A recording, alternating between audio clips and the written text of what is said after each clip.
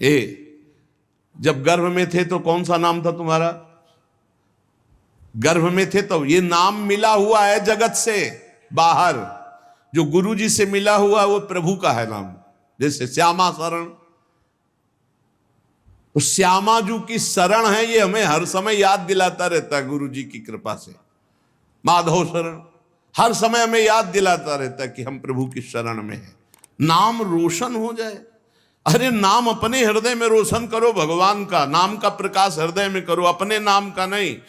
तो कह रहे सर्वप्रथम इस मार्ग में चलने पर ये वासना को पहले ही समर्पित कर दो। हमारा नाम संसारिक मिट गया और गुरु ने रख दिया भागवतिक, अब हमको हर समय ध्यान देना है। अगर नाम की जय बोली जाती तो गुरु जी ने दिया है, अगर कोई नाम का कीर्तन करता है, नाम की पूजा कर, गुरु जी ने दिया है। हमारा नाम तो गुरु जी के चरणों में समर्पित हो गया था, ये तो गुरु प्रदत्त नाम है। अगर गुरु प्रदत्त नाम की भावना को आप देखो तो शुद्ध भगवान का स्वरूप है वो। हरि प्रिया शरण, हरि और प्रिया की हम शरण में हैं। कहां अहंकार की जगह रह गई है? बोले जय हो हरि प्रिया की, तो हरि प्रिया की जय बोलिए। जय हो हरि प्रिया शरण की, तो जय तो उसी की होगी जो हरि प्रिया की शरण में है। कहीं भी मलिनता और अहंकार का नाम, इसीलिए गुरु प्रदत्त नाम होता है। उपासना के रंग में डूबने के लिए गुरु जी नाम देते हैं। उपासक अपने नाम का पहले समर्पण कर दे, अपने नाम रोशन की बात न रहे और अपने शरीर को समर्पित कर दे। जैसे भगवान, बहुत आनंद, ये भोगी पुरुष क्या जाने वैराग्य में क्या आनंद है। वैराग्य का आनंद तो कोई वैरागी जानता है, भोगी पुरुष नहीं जानता। वो तो उठा ही नहीं है अभी, तो कैसे जाने। उसी नरक जनित क्लेशों में फंसा हुआ है। ये नरक जनित क्लेश हैं, तुम इन्हें सुख समझते हो। अरे सुख जब मिलेगा तो तुम भी उधर से ऐसे घृणित भाव में आ जाओगे जैसे वमन को कोई दोबारा खाना नहीं चाहेगा। रमा बिलास राम अनुरागी, तजत बमन जिम जन बड़भागी। बड़भागी जनों को जो भगवान के भजन में मस्त हुए उनको दिखाई दिया ये सारे भोग वमन के समान, विष के समान, विष्ठावत मलवत त्याग कर दिया बड़े बड़े वैभव भोगों को, क्योंकि स्वाप्निक है, न थे न आए न रहेंगे, ये भास रहे हैं बीच में। आगे जो सिर्फ भगवान का स्वयं दास है और किसी का दास नहीं बनता, और जो न किसी को अपना दास बनाता है, वो इस मार्ग में बहुत जल्दी परिपक्व हो जाता है। इसका रहस्य, हम सिर्फ भगवान के दास हैं, किसी व्यक्ति, वस्तु, भोग, विलासिता, पद, प्रतिष्ठा, इन सब के दास नहीं, सिर्फ भगवत दास। इसीलिए गुरु जी ने नाम दिया है, अपनी ठसक रखना चाहिए। हम किसी को दास बना नहीं सकते, क्योंकि दास को फिर दास बनाने का अधिकार नहीं रहता, वो खुद दास है। सेवक सुख चा मान भिखारी, व्यसनी धन शुभ गति बेविचारी। हम सेवक हैं, सबसे सेवक धर्म कठोरा, हम प्रियालाल के सेवक हैं। तो फिर और जो अनुगामी हैं वो सब श्री जी की सेवा में है, श्री जी की सहचर्या हैं, हम इनके दास हैं। जो हमारे को प्रेरणा होगी इनको बोलेंगे ऐसे श्री जी की सेवा करो, हमारे दास नहीं, हम तो दास प्रिया प्रीतम के। ना किसी को दास बनाता है, ना किसी का दास बनता है, सिर्फ अपने आराध्य देव की दासता में मगन रहता है, वह बहुत जल्दी सिद्ध भगवत दास हो जाता है। भगवान का दास किसी अन्य को अपना दास मान ही नहीं सकता है। ये प्रभु के जन हैं, हमारा कोई संबंध नहीं, हमारा प्रभु से संबंध है। एकमात्र मेरे तो गिरधर गोपाल, दूसरों न कोई। साधन वो है जो जगत प्रपंच से हटाकर भगवान में लगा दे, और असाधन वो है जो भगवान से हटा के जगत प्रपंच में लगा दे। बड़ा सूक्ष्म रूप से साधना की परिभाषा आप समझ लीजिए। ये करना है, वो करना है, चंदा दीजिए, ये दीजिए, वो प्रपंच, वो प्रपंच, भगवान का भजन छूटा। भजन से बढ़कर कोई धर्म कार्य बड़ा नहीं है, भजन से बढ़कर कोई पवित्र तीर्थ नहीं है, भजन से बढ़कर कोई अनुष्ठान नहीं है। हर समय मधुर मधुर भगवान नाम चल रहा, तुम्हें कोई धर्मानुष्ठान की अलग से जरूरत नहीं। करो तो बढ़िया है, लेकिन जरूरत नहीं है। किसी के सहयोग की मांगने की जरूरत नहीं है। राधा राधा राधा, इसमें हमें किसी सहयोग की, और इससे बढ़कर कोई यज्ञ नहीं, कोई धर्म नहीं, कोई तप नहीं, कोई ज्ञान नहीं, कोई दान नहीं। कई बार सुन चुके। साधना जगत प्रपंच से हटाकर जो भगवान में लगावे, असाधना भगवान से हटा के जो जगत प्रपंच में लगावे। मन में जहां जगत के प्रति थोड़ी भी सत्यत्व बुद्धि है, वहां भगवान का प्रकट होना असंभव है भी। मन जहां जगत में सत्यत्व भाव से लगा है, तो असत में सत की भावना कर ली, असत में, तो सत में सत की भावना कहां रह पाएगी। ब्रह्म सत्यम जगन मिथ्या, इसमें सत्य है तो केवल भगवान सत्य है, नहीं तो ये सब नाम रूप जितने आप देख रहे हैं, ये पहले नहीं था, बाद में नहीं रहेगा, बीच में भास रहा है। मान लो तो मान लो, नहीं तो आखिरी में समझ में आ जाएगा। मन पछतई है अवसर बीते, सुत बनितादि जान स्वार्थ रत ना करुणे सभीते, अंत ही तो ही तजेंगे पामर तू न तजय बहीते, मन पछतई है अवसर बीते। भक्त का जीवन जीने का उद्देश्य भगवान का भजन, भगवान की प्राप्ति। सांसारिक पुरुष का जीवन जीने का उद्देश्य भोगों का संग्रह, खूब भोगना, मर जाना। देख लो तुम कौन हो, भक्त हो या संसारी हो। भगवान के समर्पित जीवन होने पर मन, बुद्धि, इंद्रियां, शरीर, त्रिविध भाव, त्रिविध गुण, सारे द्वंद्व सब के सब शांत हो जाते हैं।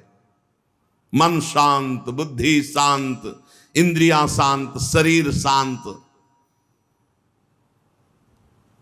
अद्भुत आनंद। मान लो नहीं, बुद्धि खराब हो जाएगी। भजन नहीं करोगे तो बुद्धि खराब हो जाएगी। भेजा गया है भजन के लिए, भजन नहीं करोगे तो बुद्धि भ्रष्ट हो जाएगी। बहुत दुर्गति, बहुत दुर्गति। भगवान को समर्पित जीवन, निरंतर भजन में जीवन, मन शांत, बुद्धि शांत, इंद्रियां शांत, शरीर पवित्र, त्रिविध भाव, त्रिविध गुण, सारे द्वंद्व शांत। भगवान शांताकारम, शांत स्वरूप है। भक्त भगवान का शांत स्वरूप। भजन यही है, फाड़ डरी है आंत। गृहस्थी के अन्न के बड़े बड़े दांत, भजन न करोगे तो फाड़ डालेंगे आंत। बहुत होश में, खिलवाड़ न समझो भगवत मार्ग। भगवान अपने भजन करने वालों को समस्त द्वंद्वों से मुक्त कर देते हैं। साधक देखता है केवल केवल निर्मल संबंध भगवान से। जितने जितने हृदय में हमारा भगवान का महत्व भरता जाएगा, उतने उतने विषय वासना संसार का महत्व खत्म होता जाएगा। भजन करो, भजन, खूब नाम जप, अपने हृदय को भजन से भरो। राधा राधा राधा राधा राधा राधा राधा राधा। तो जब भजन भरोगे तो अंदर गंदगी भरी हुई वो निकलेगी। तो घबराना मत कि अरे मन बड़ा चंचल हो रहा, बड़ी गंदी बातें आ रही भजन करते समय। वो सब गंदगी निकल रही, भजन भर रहा है, आप ठोस होते जा रहे हो, घनीभूत भक्ति आपकी होती चली जा रही है। जितने जितने भगवान और भजन हमारे हृदय में भरते जाएंगे, उतना उतना संसार और विषय विकार हटता जाएगा। अतएव निरंतर भगवान को जीवन में ऐसा भरो कि अब दूसरे के लिए जगह न रह जाए। भरी सराय रहीम लख आप पथिक फिर जाए। जब हृदय रूपी जो धर्मशाला था उसमें भगवान आकर बैठ गए तो अब काम क्रोध लोभ आने की गुंजाइश ही नहीं रह गई। भक्त चाह करता है पर भगवान के मिलन की। भक्त का दैन्य स्वरूप होता है केवल भगवान से। ये धनी मानी नाना प्रकार की भोग सामग्रियों के सामने नहीं दैन्य। भूत भविष्य लोक 14 में भय होए हरि प्यारे, 300 व्यवहार हमारो अभिमानिनते न्यारे। जो भोगाशक्त, धनाभिमानी, पदाभिमानी, इनसे हमारा कोई संबंध नहीं। अभिमानिनते न्यारे। जहां दैन्य है वहां भगवान है। जहां भगवान है हमारा वही दैन्य है, अभिमान में नहीं। ये 3 चीजें उपासक में बहुत जोर की होती है। चाह केवल भगवान की, दैन्यता केवल भगवान और भगवान के भक्तों से, और भरोसा सिर्फ भगवान का। 3 बातें ये जहां होती है वहां भगवत प्रेम और भगवान अपने आप प्रकाशित हो जाते हैं। मन जगत के भोगों में रहे और सोचो कि तुम भगवान का भजन और भगवान का दर्शन और कोई ऐसी कृपा हो जाए, नहीं। तुम चिंतन करो भोगों का, तुम करो पापाचरण, और कोई संत महात्मा तुम्हें आशीर्वाद दे दे कि सुखी भाव, जाओ आशीर्वाद सदैव सुखी रहोगे, तो जैसे तुम साधना वाले हो वैसे वो आशीर्वाद भी है, पक्का समझो। सत्य जीवन तुम्हारा, तो सच्चिदानंद के लिए आशीर्वाद नहीं मांगना है, अपने आप आ जाएगा। वो सर्वज्ञ है, वो सब। जा पर कृपा राम की होई, ता पर कृपा करे सब कोई। राम की कृपा, राम की आज्ञा का पालन करना, और रात दिन भजन में लगे हो। संत की दृष्टि पड़ी, हो गया काम।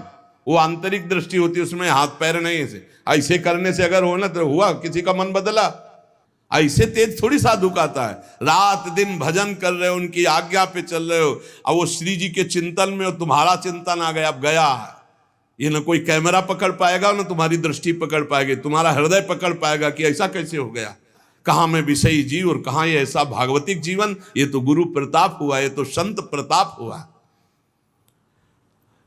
भगवान जगत के भोगों में रत रहने वाली बुद्धि में, मन में नहीं आते। मय्येव मन आधत्स्व मयि बुद्धिम निवेशय, तो निवशिष्य मय्येव अतूर्ध्वम न संशया। मन बुद्धि भगवान में लगाना। मैं और मेरे को लेकर जगत में बंधन है, अतएव इस मैं और मेरे को भगवान में जोड़ दो। मैं भगवान का दास, भगवान मेरे। बड़ा आनंद का विषय है ये, बिल्कुल अमृतमय शब्द हैं। अगर भाई सत्संग के पकड़ लियो तो एकदम शुद्ध मार्ग है जो सीधे भगवान से मिलाता है। भगवान का प्रेमी भक्त भगवान से एक क्षण भी पृथक नहीं रह सकता। वो भगवान के सुमिरन में मगन रहता है। अगर भगवान कह दे कि भजन छोड़ दो, हम दर्शन देने आ रहे हैं, तो वो कह देगा कि हमें जरूरत नहीं आपके दर्शन की, हम भजन नहीं छोड़ सकते। ऐसा भजन से प्रेम होना चाहिए। जब कोई अशुभ भोगों का संपर्क मन और इंद्रियों से करता है तो भगवान फीके लगने लगते हैं, भोग अच्छे लगने लगते हैं।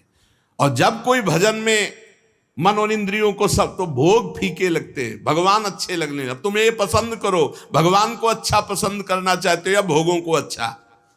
तो जैसे कल चर्चा की थी कि उद्देश्य तो बनाते हैं भगवत प्राप्ति का, लेकिन रुचि रखते हैं भोगों की। जब रुचि और उद्देश्य दोनों एक हो जाएंगे तब हमारी साधना परिपक्व हो जाएगी। चित्त का प्रवाह जहां जाता है वही आराधना मानी जाती है।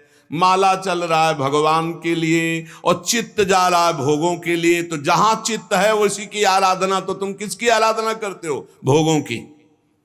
चित्त का प्रवाह जहां जा रहा है वही आराधना मानी जाती है। जहां मन जा रहा है वही आराधना मानी जाती है।